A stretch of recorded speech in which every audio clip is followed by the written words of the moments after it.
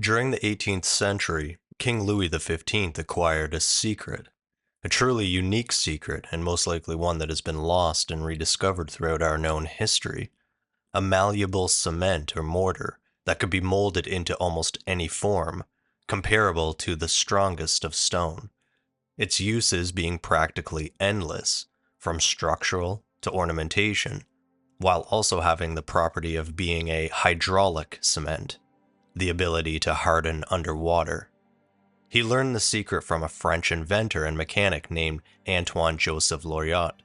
This is an essay which has been translated from French into English and describes the process of his attempt to rediscover the elusive Roman concrete or mortar recipe, sourcing inspiration from ancient writings from Pliny and Vitruvius. A different pace from the last book. However, this topic of artificial stone has gripped my attention and find it very intriguing. It will be a beneficial resource for future work. As always, a link will be below should you be interested to check out this publication. Look forward to your comments and thoughts below. Hope you enjoy this one. We read. To the King, Sire, the original of this essay having been published in France by the special command of the French King, it seems but natural that the translation of it should make its appearance here in England, under the auspices of your Majesty. Indeed, the importance of the subject might alone suggest to me the propriety of seeking for it the patronage of a monarch, whose knowledge of and acquaintance with all the means of making his subjects happy can only be surpassed by his zeal to employ them. May I, therefore, Sire, most humbly beg leave to lay it, for that purpose, at your Majesty's feet, and subscribe myself with the warmest affection and most profound veneration. May it please your Majesty, your Majesty's most dutiful and most obedient subject, the translator. A practical essay. Notwithstanding the great degree of perfection to which the arts have attained within a few centuries, it cannot be denied that in looking over the writings of the ancients and examining their monuments, we meet with certain signs of their having been acquainted with some secrets, to which we moderns are utter strangers. We are, no doubt, very rich without them, but that is no reason why we should not endeavor to recover them, and, instead of trusting to chance, employ both observation and experiment for that purpose. Of this, one of the most important branches of architecture is a striking proof. Though the genius of our modern masters is that art, formed by the study of those monuments left us by the ancients, has succeeded so far as to produce edifices capable of vying with their patterns, it may be fairly said that we are still at a great remove from the Greeks and Romans with respect to the running up of buildings with the degree of rapidity they used to do, and yet bestowing on them that degree of solidity, which seems to defy time itself, and all this, with almost every kind of materials they could lay their hands upon. It is, no doubt, an easy matter to raise lasting edifices by piling, one upon another, enormous blocks of stone, but, then, there are several countries of very considerable extent in which no such materials are to be had, and there are others in which, though these materials abound, they are of too loose a texture to resist, for many years, the vicissitudes of the weather. Besides, this way of going to work is monstrously expensive. It is what very few simple subjects can pretend to, and accordingly, few of the houses built by them are of any duration. Nay, states themselves are now often obliged to renounce the execution of the most useful works, on account of the enormous expense attending them in the modern method. But the Romans, it is plain, generally employed, especially in those public works, in which usefulness was more to be attended to than ornament, a far less expensive mode of construction. The principal parts of such works is not the whole of them, usually constituted of materials of a very small bulk, but kept together by a mortar or cement of a very binding quality. What a fine method! One can hardly sum up all the advantages attending it. In it, they could make use of every kind of stuff already existing on the surface of the earth, and even stones everywhere almost to be met with in the beds of rivers and torrents, though worn around, nay, and polished by their constant attrition against each other or other bodies. Reference 1. Of this, we have an instance in the ruins of an ancient Roman building on the banks of Rhone and Lyons, a little above St. Clair's Quay. It is easy to see that even the pebbles found in the bed of this river make a part of the work, but they are so strongly bound together that it is much easier to break them than to make them let go their hold of the cement, which fills all the interstices between them. They had no occasion for the unwieldy apparatus of heavy carriages to bring their materials to the spot, or cumbrous engines to raise them.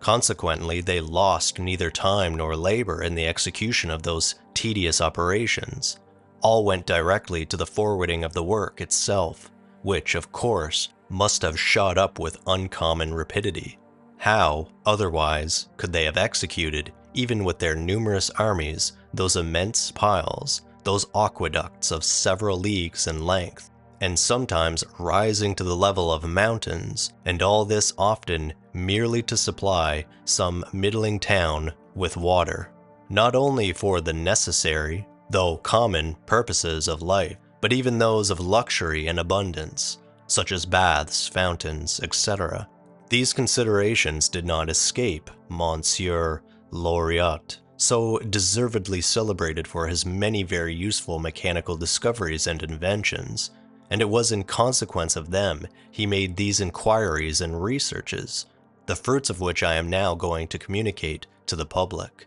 Ever taken up with the thoughts of serving his country and mankind by cultivating and improving the fine and the useful arts, the great number of those vast remains of Roman grandeur scattered over our southern provinces could not fail of suggesting to him that the solidity so conspicuous in them could not be owing to any secret confined to any one portion of mankind, nor to any merely local advantages, nor to any particular excellency in the quality of the materials, but that it must be the result of some common and easy method within the reach of every man of the world of workmen employed in these erections. But perhaps we had better follow the example of Monsieur Loriot, and like him particularly analyze these stupendous monuments, and thence regularly deduce the manner in which it may be presumed the Romans constructed them.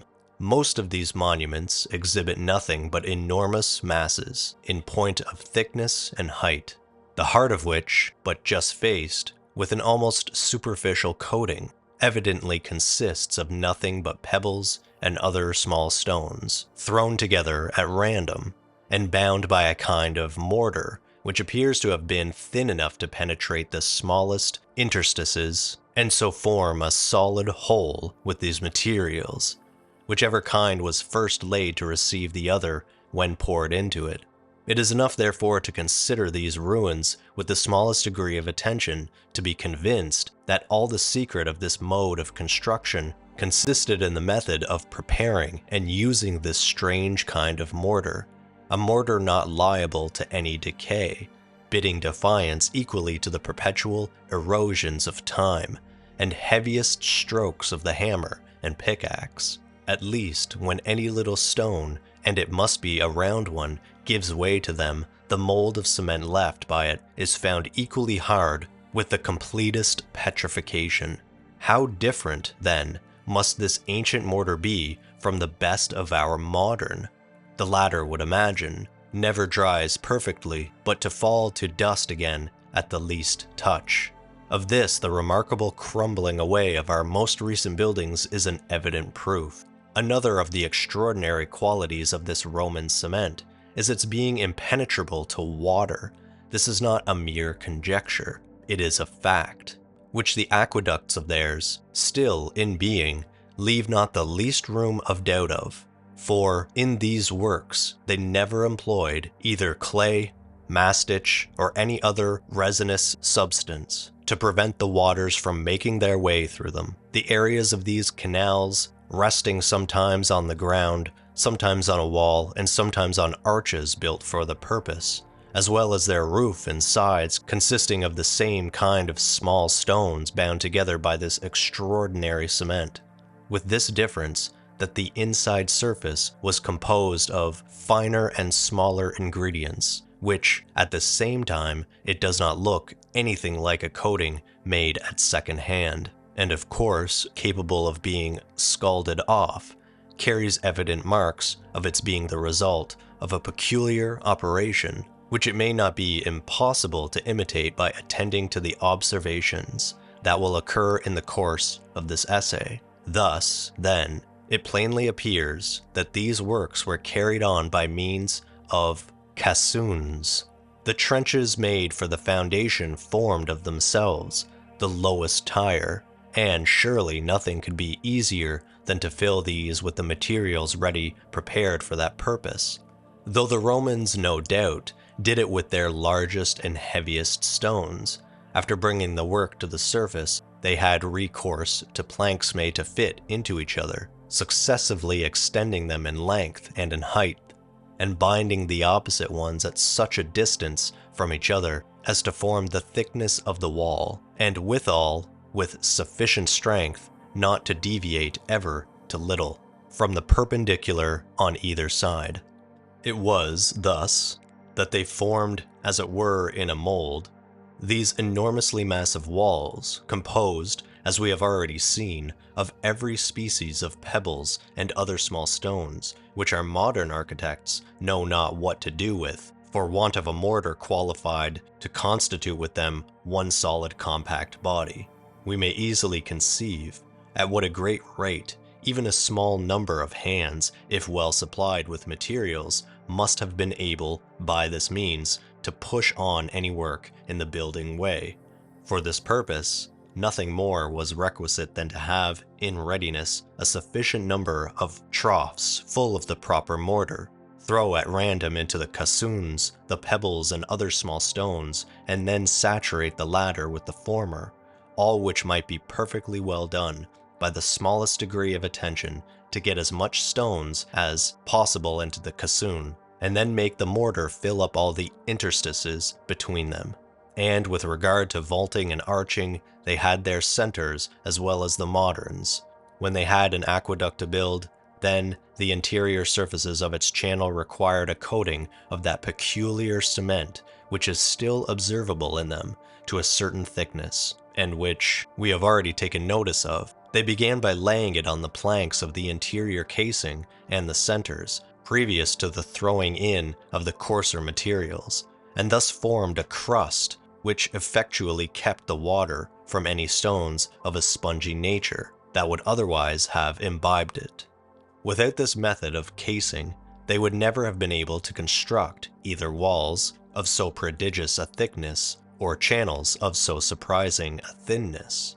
In a word, the effect of this cement must have been very quick to coalesce and set as readily as our gypses and plasters, and directly resist the pressure of other materials laid upon it. In fact, the least shrinking or swelling must have proved fatal to works of this kind, not one of whose parts perhaps yielded a solid and horizontal basis to any other. This fixedness and perseverance within the same volume constitute another important quality, which the slenderest observation must convince us the Roman cement is endued with. And being the last as yet discovered, we may proceed to sum up all the excellencies peculiar to this extraordinary composition. In the first place, then, this cement, from a liquid, turned very quickly to a solid state, and hardened with time as plaster does. Secondly, it acquired a surprising degree of tenacity and laid such hold of the smallest stones it came in contact with, as scarce to bear being parted from them.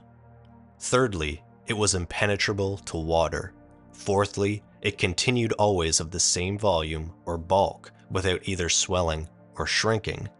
One would imagine that so many extraordinary qualities should have secured this composition from the effects of violence and time, and kept the secret of it alive to the latest posterity. Yet, it may be safely affirmed that this valuable secret has been lost to all intents and purposes, and that, notwithstanding the continued and hearty sighs and researches of all Europe, nothing like it, till now, has been discovered by the moderns. For if, in some parts, the buildings are more solid than others, it is merely owing to the extraordinary goodness of the lime, sand, and other materials employed in them. No doubt, Monsieur Loriot was not the first to examine the nature of the still existing remains of Roman grandeur. Nay, many other lovers of antiquity may have been equally careful to compare all the circumstances of these monuments, from which any insight into their construction could be derived, and many have even analyzed more methodical the cement in them. But no one besides himself that I know of has yet been bold enough to affirm that with all his reflections and trials, he had been able to recover the long-lost secret of its composition. It is possible, then, that these gentlemen should have concluded, along with the vulgar, that the Romans, not finding any materials in their country fit for such cement, brought them to Italy, or, if they found any, that the veins which then supplied them have been long since exhausted. Absurd. However, as such conjectures must be, they are not of so discouraging a nature as those of the wine dressers in the environs of Besançon, who make no scruple of telling each other that the aqueduct of Arcueil is indebted for its solidity to the using of bullock's blood in the making of its cement, a circumstance they, no doubt, infer from the reddish and bricky clouds in it. But these clouds are of no weight with observers better qualified to judge of the matter, who, whether they abide by the evidence of their eyes or have recourse to analytical decomposition, can find no ingredients in it, but such are to be found in the commonest mortar now in use. Now we have another note here, reference 2, which seems to be untranslated. So I just snapped a picture of it, put it through Google Translate, and it reads as follows. Nor would he have been led by water for 5,000 miles, to my man who once carried the waters. This reference being after the mention of the aqueduct of Arcueil. Moving on. And indeed, how can the Romans, with all their power, be supposed to have brought from so great a distance the mountains of materials necessary for so many and such vast constructions? And surely it is equally absurd to think that they should have discovered precisely at the time when, and on the spots where, they wanted these materials, such precise quantities of them, as not to leave their successors the least opportunity of doing the great things they did. No such ideas might be justly deemed extravagant, even though their cement, on being decomposed, were to yield any extraordinary substance, or exhibit any phenomenon the moderns were yet unacquainted with.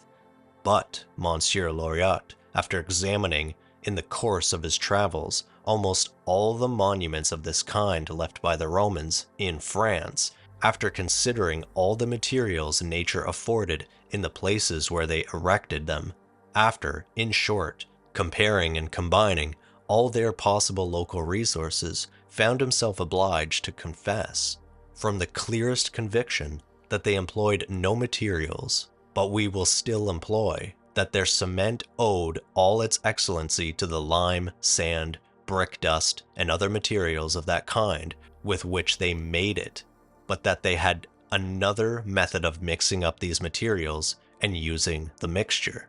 This system, uncommon and bold as it might then appear to be, not only kept possession of his mind, but sunk deeper into it from day to day. In consequence of the new observations he had frequent opportunities of making, till at length, in the beginning of the year 1765, he took upon him, for the first time, to present the Royal Academy of Architecture a memorial in which he gave his opinion and laid down his reasons for it, with regard to both these points, to wit, the sameness in the substance of the materials, the difference in the manner of mixing them, and having already convinced himself of the inertness and sufficiency of lime that had been slaked for any considerable time, he scrupled not to assert that the Romans used quicklime on their scaffolds, and that it was to its vivifying quality we were to attribute all the wonderful effects of this cement. The Marquis de Marigny, director and surveyor general of the king's works, having received a copy of this piece, condescended to read it with all that zeal for his majesty's service, the advancement of the arts and the welfare of the public, for which he is so distinguished. He immediately saw that the fine prospects it afforded were far from being visionary, and he no sooner saw it than he did Monsieur Loriot the honor of writing to him, to encourage him in the pursuit of so promising a scheme. His letter dated the 13th of February 1765, and contains a great number of observations analogous to Monsieur Loriot's system on the use of quicklime in Italy, and particularly at Naples, in conjunction with what they call rapillo and pozzolana.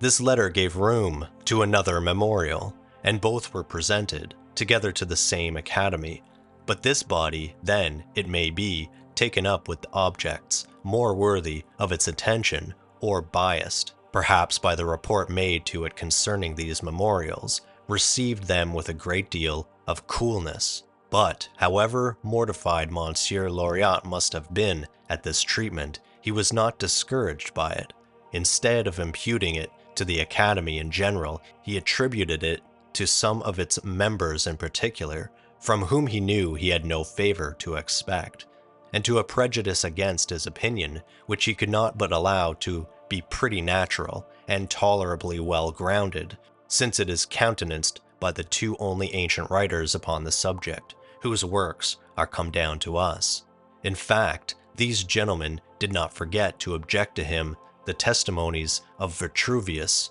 and Pliny, especially that of the first, who, in his architecture, bestows the greatest praises on the lime which has been the longest slaked, so as to leave but little hopes to any future artists of being able to introduce the use of quick lime, or at least lime slaked, in the very act of using it. Monsieur Loriot therefore thinks it incumbent on him to discuss the passages in those authors which have been alleged against him, and show that all the proof which could be drawn from them to the prejudice of his system is at best of a negative nature, and withal so very confined as not to derive being put in competition with such well attested facts as he produced in support of it. In the first place, with regard to Vitruvius, it does not appear that he has anywhere condemned the use of quicklime, for, when in the second chapter of his 7th book, he recommends that which has been long slaked, it is merely for the making of plaster, on account of its being then too well dissolved to contain any grains or lumps, which might spoil the work. Here we have reference 3, again not translated. This one appears to be in Latin, so I've just put it through Google Translate, and it reads as follows. On the maceration of lime for Albarian works, such is the title of this chapter, which is the 2nd of the 7th book, and that will be right, if the lumps of the best lime will be soaked long before the work is done. For when not thoroughly soaked, the fed or the said is smoked fresh. He sends out raw coals. They want and need the polishes. Calculus diffel on the roof. All right, so that it didn't translate very well. Hopefully you can gather something from that. My apologies. We're just going to continue on. There is, besides, some reason to suppose that Vitruvius was by no means as well acquainted with the practice of architecture as with the theory of it, for he does not cite a single building as of his own erecting, and in this case, it is very possible he might have overlooked an operation confined to the scaffold. Pliny indeed seems to have affirmed more clearly in the 23rd chapter of the 35th book of his history that the older lime is better. And here we have reference 4, again in Latin, and translates as follows. The ruins of the city are the most common, which by the theft of lime are composed with the end of iron, and with cement. Also, the older it is, the better it is. In the ancient laws of the adium, it is found that the contractor should not use a shorter trim. Therefore, no roofs should bore the cracks of the houses. Pliny, Book 36, Chapter 23. End of reference 4. But unless we take the particular care to distinguish in this passage of his the two propositions it contains concerning lime, and first make ourselves thorough masters of the first proposition, we shall strive in vain to understand the second. This author, who wrote from a collection of materials in conformity to which he digested his chapters with such peculiar precision as often leaves his readers in the dark, in this place evidently speaks of lime in two different states, one in which it is possessed of all its strength, all its activity, all its ferromen, and ferromen is translated to iron, so all its iron, which Monsieur Loriot, in his first memorials, styles its gluten, and it is the absence of this quality which Pliny, in the first part of the foregoing passage, means by the words calcus sine ferrumine suo,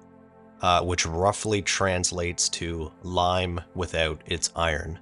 Thus then, the naturalist, as no stranger to the abuses which in his days already began to creep into the building art, chiefly attributes the quick decay of then modern buildings at Rome to a defalcation her architects now began to make in the composition of their mortar. Reference 5.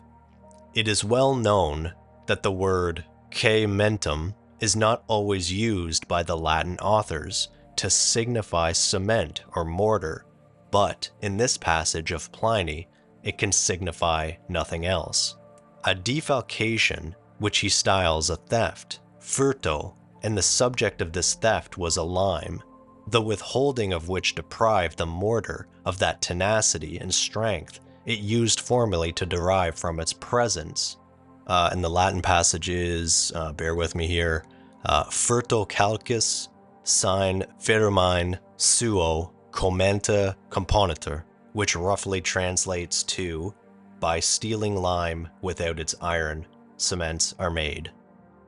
Pliny does not say that the abuse constituted in making mortar without lime, for we are not to imagine that, in his days, the Roman architects were wild enough to entertain any such thoughts, or, if they were, that he would not have contented himself with the mention of this substraction in absolute terms, and not have dignified with the name of commenta the paltry compounds adopted in the room of them. Now he speaks of the withholding of a species of lime, which alone could confer on the mortar those valuable properties every builder must wish to find it possessed of, and this we cannot allow to have been slaked lime, since the least experience is sufficient to convince us. Let such slaked lime be ever so old and used in ever so great a proportion, though in one degree of combination it may afford a somewhat better mortar than in another, it will never afford a mortar in any respect equal to the good mortar of the Romans. There may be, therefore, according to Pliny, a theft of lime, a criminal thriftiness with regard to it, to which we are to attribute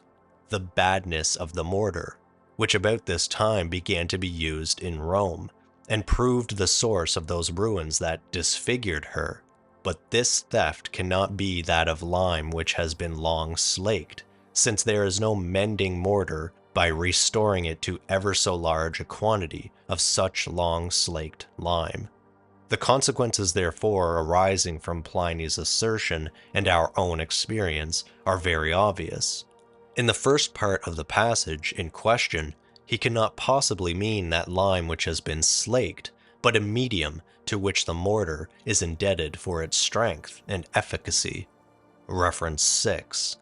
In the beginning of this chapter, Pliny, it is evident, speaks of the employment of quick lime, which he calls calcus quam vehementice,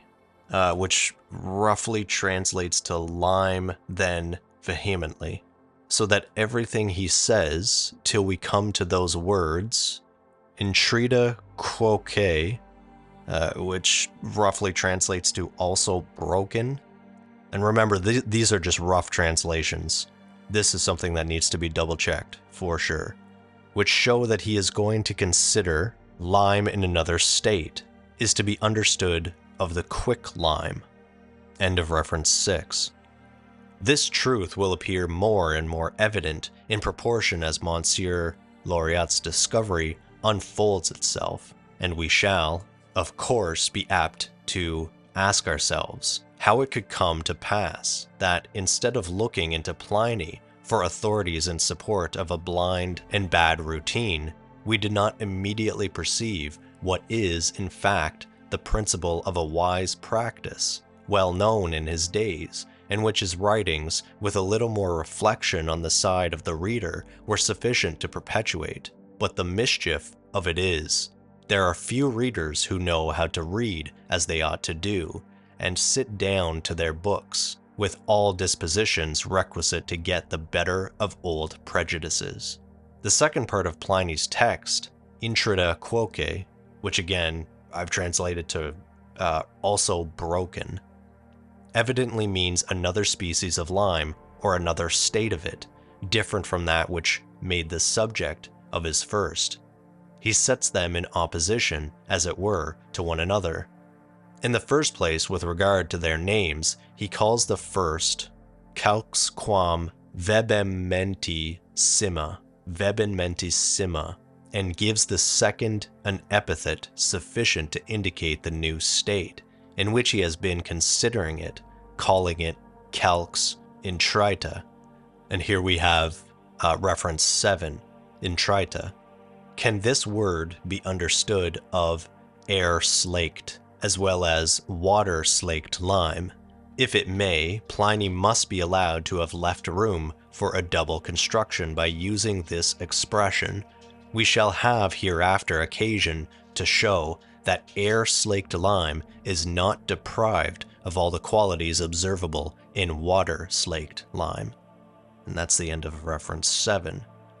Lime dissolved and slaked. Secondly, with regard to their effects, it is the first which bestows on mortar its strength and consistency. If you withhold it, you deprive the work of the solidity it ought to have. The second is valuable on account of its having been long slaked, and being of course perfectly dissolved, by which means the works in which it is used are not liable to any cracks or flaws, advantages, he adds, enjoyed by our forefathers, in consequence of their laws relating to building, which forbade the use of this kind of lime, within 3 years after the flaking of it. But let the authority of Vitruvius and Pliny be what it will, and, by the by, it is plain, these authors have not been well understood. It is of little consequence to Monsieur Loriot. He has facts to speak for him. Sad experience, indeed, has convinced him that he must notwithstanding engage with prejudice and jealousy, much more formidable enemies. It must be allowed to a man who professes to invent and reform than any detached passages in authors who have long since paid the tribute of nature, have no longer any friends of cabal in their favor, and may, in an enlightened age like this, be safely contradicted, as often as there appear any substantial reasons for doing it. Reference 8.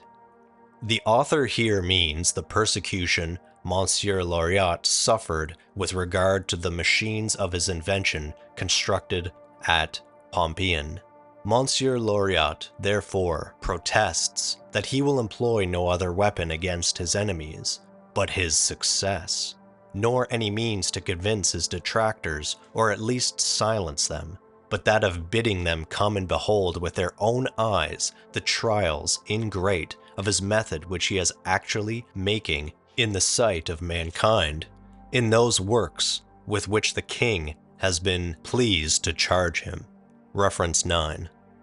Monsieur Loriot is actually lining with his cement the vaulted roof of the orangery at Versailles, where everybody is free to come and see with what rapidity the work goes on, and with what quickness his cement takes without the betraying the least disposition to crack or flaw. But to return to our history of Monsieur Loriot's interesting discovery, the inquiries begun by him on the plan he had laid down to himself in 1765, having suffered interruption, as well from some journeys he was obliged to undertake as from some private works for the king's use. The Marquis de Marigny, whose zeal to forward every undertaking he has once found of consequence to the improvement of the arts, and that of building in particular knows no bounds, took advantage of a tour which Monsieur Loriot had occasion to make to his estate of Menars in 1769, to engage him to recollect and pursue his ideas with regard to the cement of the Romans, and withal make such trials as might speedily bring his scheme to that degree of perfection of which it might be capable and which he thought it so well deserved. Now, just to go back, there was reference 10, and we will read through that here quickly. Reference 10. The models of some flying tables, which are to be executed at Trianon, and which every connoisseur in the capital has seen and admired. End of reference 10. Reading on. This request had the force of a command with Monsieur Loriot, but a command so much the more easy to obey, as the Marquis at the same time gave orders for supplying him with everything necessary to perform the task he had imposed on him, being determined that all the trials, both in the great and in the small, should be made entirely at his own risk and expense, a noble instance of disinterestedness such as is rarely to be found even amongst those who would be considered as first-rate patrons and protectors of the fine arts. Monsieur Loriot, being by this means made as easy as he could maybe wish or with, prepared the materials for his different mixtures in the intervals of leisure left him by a mechanical work, which he had undertaken for the purpose of raising water at Menars, and, in the course of the year 1770, had the happiness to discover a kind of mystery in nature, which for several ages past had not, it is most probable, manifested itself to anybody but himself, a mystery on which all the merit of his discovery is founded. Taking some lime, which had been a long time slaked out of a pit covered with boards, and a considerable quantity of earth over them again, by which means the lime had preserved all its original freshness, he made 2 parts of it, and placed and beat them both perfectly well. He then put one of these parts, without any addition, into a glazed earthen pot, and in that condition set it to dry of itself in the shade. Here, in proportion as it lost its moisture by evaporation, it cracked and split in every direction, parted from the sides of the pot, and crumbled into 1,000 pieces, all of them equally friable with the bits of lime dried up by the sun, which we usually meet on the banks of our lime pits. With regard to the other part, Monsieur Loriot just added to it 1/3 of its quantity of powdered quick lime, and then had the whole well kneaded in order to make 2 kinds of lime perfectly incorporate with each other. This done, he put this mixture likewise into a glazed earthen pot, as he had done the first, when, behold, it soon began to heat, and, in the space of a few minutes, acquired a degree of consistence equal to the best plaster, when prepared in the best manner. In short, it set and consolidated almost as readily as metals in fusion when taken from the fire and turned out a kind of instantaneous lapidification, having dried completely within a very small space of time, and that too without the least crack or flaw. Nay, it adhered so strongly to the sides of the pot as not to be parted from them without breaking it. The result of this addition of the quicklime, surprising as at first sight it may seem, is notwithstanding so easily explained and accounted for, that it seems somewhat strange that Monsieur Loriot should be the first to suspect and discover it. In fact, what can be plainer than that the sudden setting and consolidating of these two substances, when thus united, must necessarily arise from the quicklimes being carried, by a perfect amalgamation or admixture, in the inmost recesses of the slaked lime, saturating itself with the moisture it there meets with, and thereby effecting the instantaneous and absolute desiccation, which, because we are so well accustomed to it, we so little mind in the use of gypses and plasters. But the most valuable of all the extraordinary qualities in this composition is its not being liable to any cracks or flaws, when the ingredients are in the exact proportion they ought to be, or to give away in any sense, either by shrinking or swelling, or, in short, ever undergo the least alteration from that state in which its fixation left it, a phenomenon we may account for on the same principles with the foregoing. Whereas mortar or common cement never dries but by evaporation of its moisture, Monsieur Loriot's cement becomes perfectly solid without the least evaporation. Its moisture continues in and makes part of it. The desiccation is altogether intestine, and as the mass continues the same, and moreover the component part of it being brought so near each other, it is impossible any cracks or flaws should ensue. For cracks and flaws can arise from nothing but the evaporation of a superfluous moisture, and the approach to each other of those parts, which that moisture had till then kept asunder. Monsieur Loriot had likewise the satisfaction to see that his composition was endued with the surprising quality of being and continuing impenetrable to water. For this purpose, he made new trials. He formed with his cement some vessels of a form proper to hold water, weighed them, filled them, and after the water had stood in them a considerable time, emptied them, when on weighing them a second time he could not find that they weighed either more or less than before he filled them. After several repetitions of these trials, and always with the same success, it now only remained to find out what effects, if any, time, or rather the vicissitudes of the weather, might have on this mixture of the two kinds of lime, as well as on the several other compositions in which Monsieur Loriot had made up with other materials fit for mortar. But after making for this purpose a great number of new experiments, all the conclusion he could draw from them was that not only the original mixture of the two kinds of lime, but every other to which he added it, instead of giving way to the greatest dryness or moisture, heat or cold in the air, increased with age and solidity and compactness. Monsieur Loriot now no longer made any scruple to affirm that the mixing of powdered quicklime with any kind of mortar or cement made with slaked lime was the best way to give it all the perfections builders could wish to see it possessed of. This is the key to the discovery advertised by him, and the most interesting consequences flow spontaneously from it. However, I shall proceed to point out the chief of them. Further reflections and trials, nay, chance itself, may, in the course of time, bring to light a great many more. From the two kinds of lime, so forcibly laying hold of and embracing each other, as it is plain from experience they do so as to constitute but one solid body,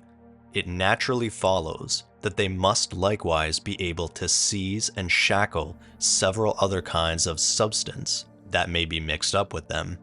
according to their greater or lesser degree of suitableness to each other in point of surface and texture, so as to add considerably to the mass we are about to employ.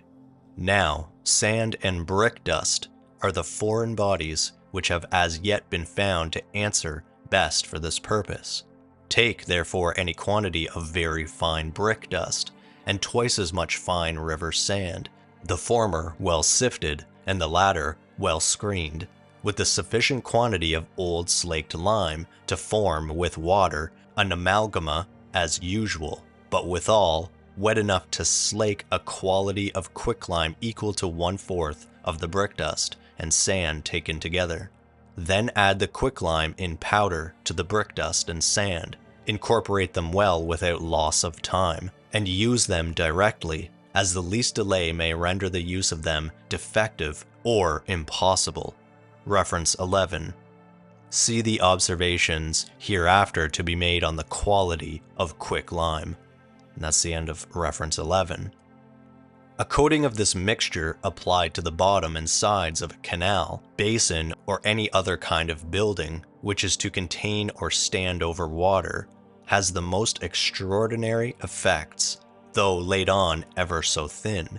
What wonders, therefore, might we not expect from this cement, were such buildings to be originally constructed with it? The dust of charcoal incorporates very kindly with the same materials, in a quantity equal to that of the quicklime, and though the lead color, which arises from this addition, makes no essential part of the mixture,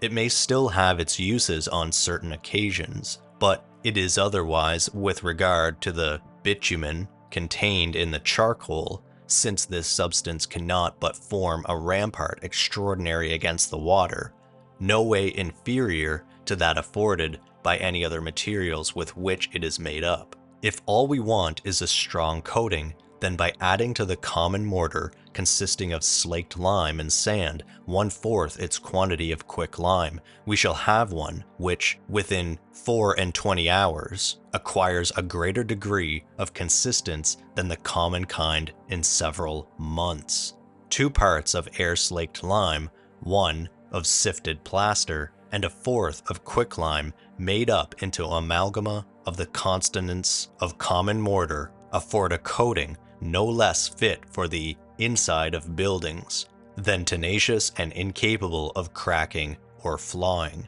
But then we must, as in using the first prescribed mixture, not prepare above a troughful at a time of these new ones, and that only just as we want to use them. Instead of sand, we may use loose earth for buildings that are to be run up in a hurry, as likewise for the coating of walls, both within and without doors. But the more sandy this earth, the better. If we cannot conveniently get brick dust for those works, which are occasionally to receive or constantly contain water, we may use the same kind of loose earth as a substitute to it. It is only making it up into little balls, then baking them in a lime kiln by putting them behind the lime stones or in a kiln by themselves, and lastly reducing them to a powder, which they may easily be, for this powder will do as well as brick dust.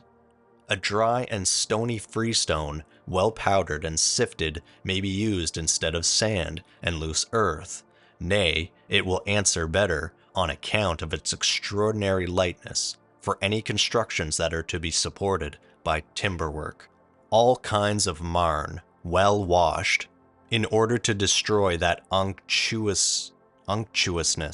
of theirs, which might otherwise prevent their taking to other substances, and carefully powdered, are equally proper to incorporate with both kinds of lime. Charcoal dust, here we have reference 12, it reads as, ashes are pernicious and retard the setting of the lime. And that's the end of reference 12. So charcoal dust, and in general, all the vitrified substances afforded by furnaces, as well as the refuse of foundries and forges, in short, every kind of rubbish impregnated with metallic bodies altered by the fire, is equally subject to the fetters of the mixtures made with the two kinds of lime, and may, of course, be usefully employed to make cements of any color we would choose to have them. Nor ought we in cases of necessity to overlook pounded stone, so that the hitherto so useless heaps of stone chips and distressing mountains of old materials arising from the demolishing of buildings originally constructed with lime and sand, and which there is sometimes, in the old way, a necessity for removing to a great distance, may, in this new one, be disposed of on the spot, to great advantage. The trials Monsieur Loriot has already made of them in the small are sufficient to vouch for their success in the great. It is, however, but fair we should warn those who are to collect these materials for this new cement, or mix them up, that on account of the difference in point of strength, not only between the common kind of lime in one district and that in another, but even between different parcels of lime made of stones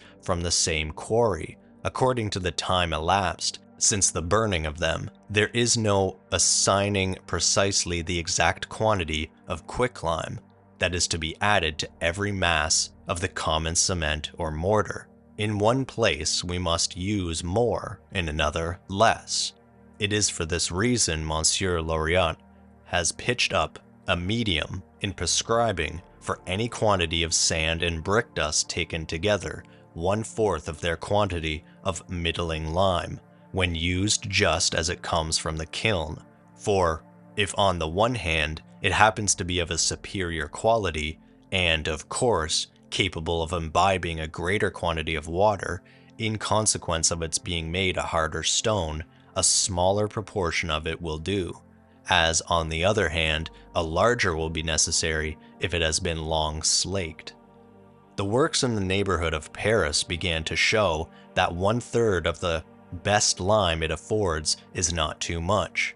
But this lime is not of as good a quality as the best common lime in most other places, nor this last equal to that of Senlis, which is the best we have. It is of the greatest importance to be well acquainted with the condition and peculiar properties of the lime we are to use, as it is only from a just combination of it with the other materials we can expect a perfect whole.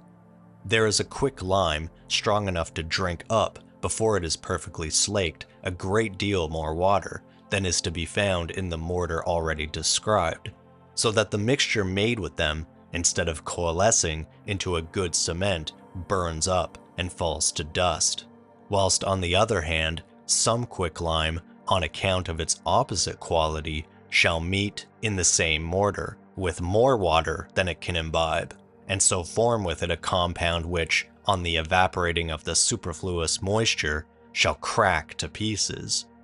I cannot, therefore, too strongly recommend, even to workmen who have had the greatest success in other districts, the trying of the strength of the lime they are about to employ. They ought, besides, to be convinced that independently of any local advantages or disadvantages in the nature of their lime, it ceases to be what it originally was, in proportion as it grows old, so as to require a proportionable increase in the dose of it, and that sometimes even it may happen to be so bad as entirely to spoil any work in which they should be indiscreet enough to employ it. Therefore, to be always supplied with fresh lime, especially for large and constant works, we should have kilns like those in the neighborhood of Chartres, which are so many furnaces in the forms of chimneys, filled at the top with alternate beds of fuel and stone broken into small pieces, and are to be emptied of their lime by a hole at the bottom.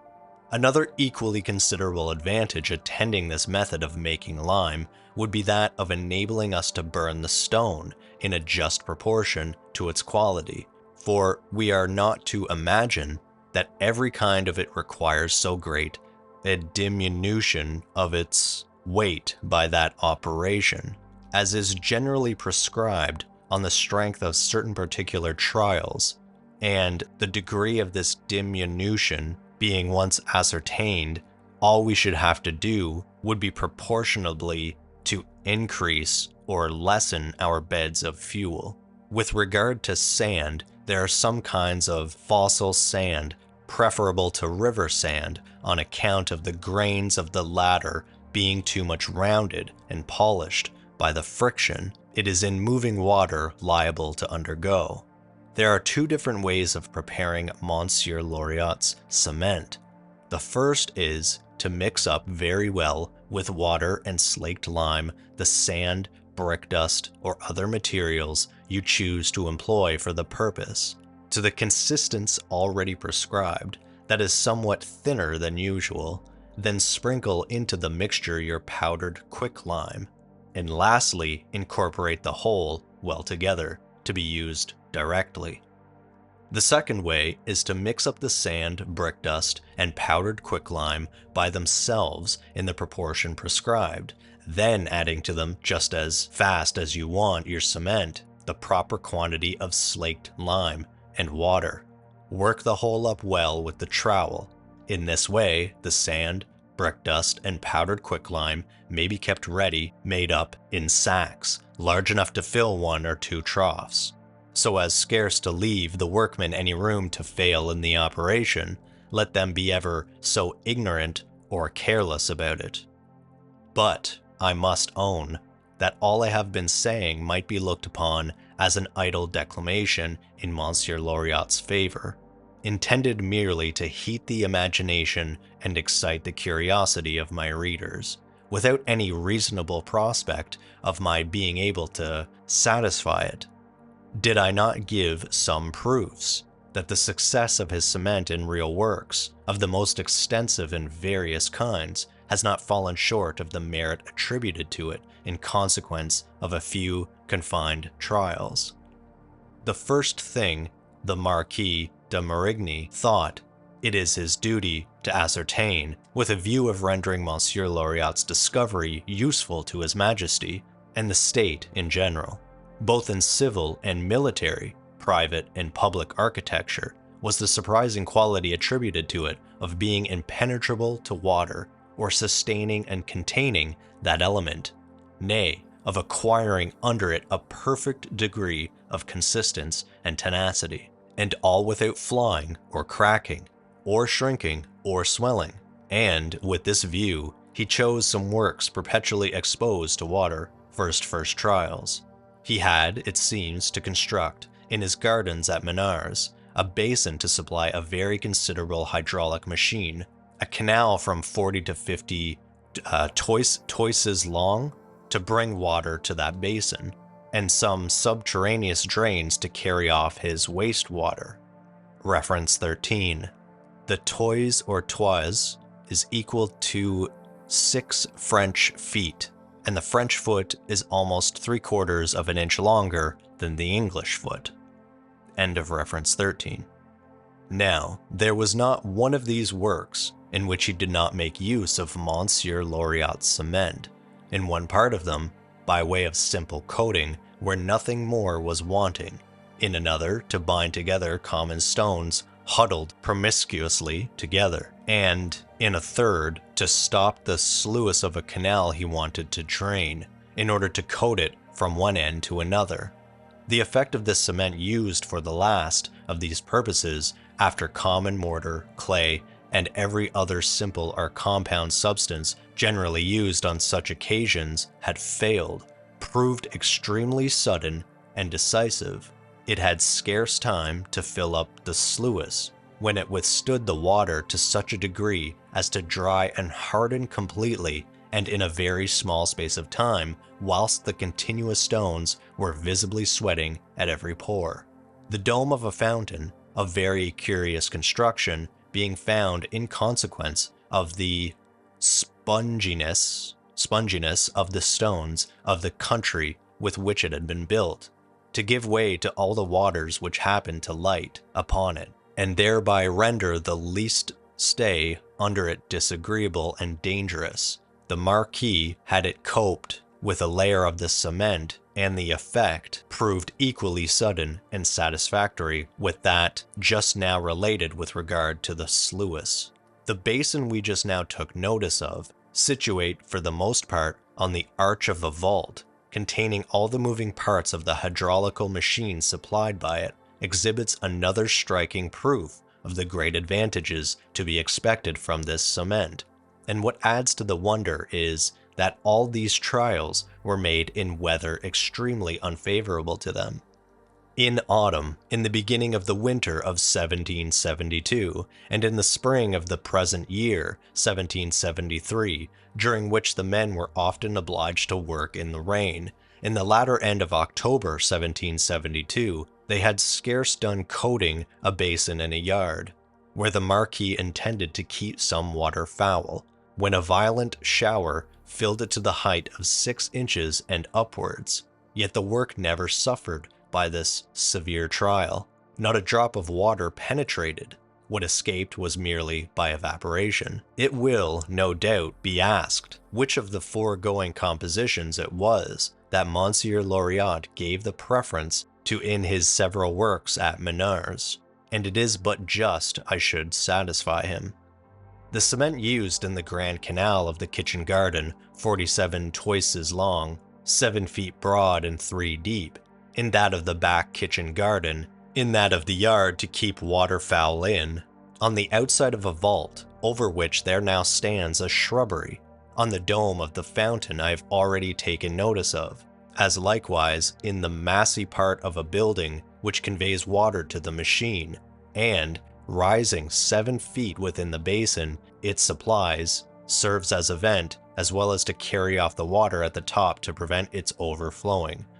When it is not to be let into the little basin of the machine, the cement, I say, employed in all these works was that composed entirely of sand and brick dust, with quick and slaked lime.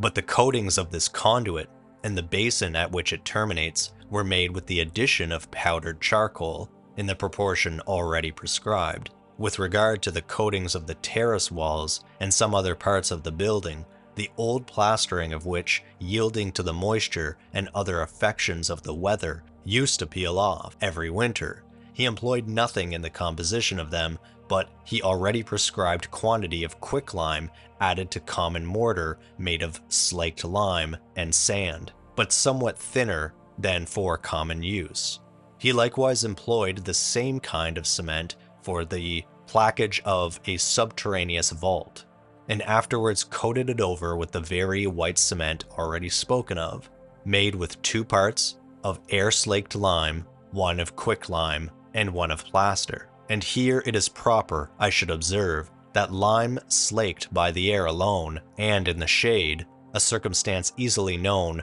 by its being found crumbled to an impalpable dust, may be used to advantage for the purpose of preventing the cement from setting as soon as it otherwise would. A thing of some consequence in coating, when the operation requires any extraordinary degree of time and precaution.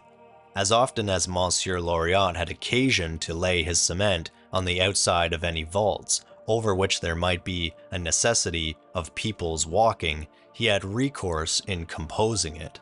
The coarser materials than brick dust, sand, and the like, by which means, without losing any of its power to prevent the rain and wet from penetrating such works, it rendered the passage along the inclined sides of them less difficult and dangerous. By what we have already said, the reader may easily guess what a great number of useful purposes this cement must answer, and what uncommon advantages it must, of course, afford in every branch of every species of architecture. To begin with the most obvious, let the building be of what nature it will, and let the materials of it of themselves afford each other ever so little hold by their sides, or firm footing, if I may be allowed the expression, through the smoothness and inclination of their upper and lower surfaces, this cement will, notwithstanding, confer on them a degree of permanency and stability, which without it we could scarce expect from the best cut stone. What arches, therefore, may we not expect from the use of it? How many useful and agreeable forms may we not now venture to give them? By means of this wonderful composition, we may make them almost as light as we please, and that too with the smallest, smoothest, and roundest pebbles, without any apprehensions of their yielding, in any shape, to any reasonable degree of pressure. Not only we may make aqueducts with it, but even pipes of any bore to raise water to any height, by just proportioning their thickness to the pressure occasioned by these two circumstances. By means of it, we may, in our canals and basins, and all other works of that kind, save ourselves the expense of abutments, clays, mastiches, and such other works and substances which, after all, decay with time, and of course stand in need of continual repairs. No doubt, the best way by far would be to use this cement even in the solid and massy parts of such constructions, and when they have been built, in the common way, it will be necessary to look out for the joints before we lay it on them. Every kind of subterraneous constructions, whether civil or military, may, by means of this cement, be rendered not only habitable, but even infinitely more healthy than they generally are, and that too, though surrounded by water, so that our cellars, especially those under courtyards and other open places, as likewise our necessaries, all now so subject, the former to be deluged on every rising of the neighboring rivers, the latter to convey infection to a great distance, by their contents oozing through the adjacent earth. All these works, I say, may be easily cured by means of this cement, equally proper to keep water in or out. In short, what is it we may not make of, or with the assistance of, this plastic matter, and that at one cast? Watering troughs, ponds for stable and poultry yards, reservoirs against fire, wholesome cisterns and fortified in other places where no running or well water is to be had. What floors, what ceilings, what copings, what terraces, and that of any form may we not promise ourselves from this substance? We now need no longer such weighty gutters of stone or lead, and of course such massy walls to support them, precautions which, though so very expensive, seldom answer the purposes for which they are intended. Instead of proving effectually impervious to rain or even the common dampness of the weather, they often bring to the ground the buildings they were intended to defend. And in point of ductility, surely neither tiles, nor slates, nor milled lead can pretend to compare with this cement. For sills, drains, sewers, capping for the ridges of roofs, and such other works as require a curve or irregular surface. Nay, whole roofs may be formed with it, by justly placing the lathes a little closer to each other than usual, and then laying a coat of it on them. And what is more, the slightest timber work will be strong enough to bear the weight of such a covering which must be allowed of singular utility in places where people are now obliged to put up with ponderous flagstones or a slight shingle, so liable to catch a fire from every spark. Both the exterior and interior ornaments of our buildings may likewise derive from this cement, not only the greatest solidity, but the most pleasing variety.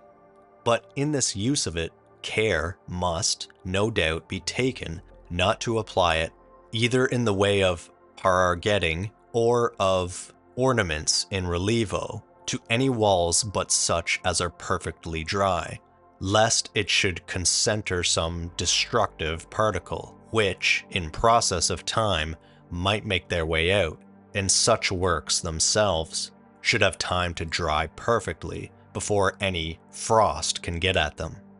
Moreover, this cement, especially that kind of it which has powdered stone in its composition, is, of itself, an artificial stone, which may be cast in a mold and formed into balustrades and pilasters for the support of terraces and platforms and flights of stairs, with all of their appendages both useful and ornamental, straight and curvilinear, though for greater safety it may not be amiss to bestow a rude iron core on the pilasters, etc., whose slenderness and height may seem to require such an addition.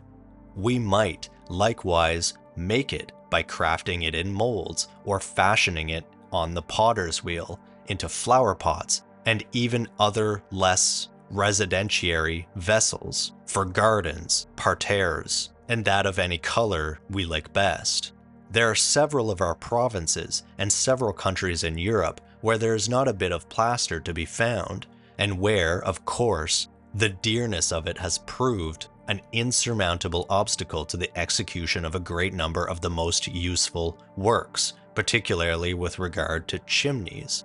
But henceforward, by means of this discovery of Monsieur Loriot's, any kind of work may be carried on in any place with the same cheapness and ease as in districts where plaster is to be had in the greatest abundance. There is indeed one very curious art, that of sculpture, to which Monsieur Loriot cannot as yet take upon him to affirm that this cement of his may be made subservient, so far as to supply the place of plaster, clay, and other less solid substances liable to shrink or swell. It is, however, already past doubt that the cement is very proper to obtain the hollow molds of such figures as we would wish to copy, and Monsieur Loriot's hopes that with the advice and assistance of the famous artists of our capital, he shall, some day or other, be able to contribute something on his side to the service of the art, which they so assiduously cultivate.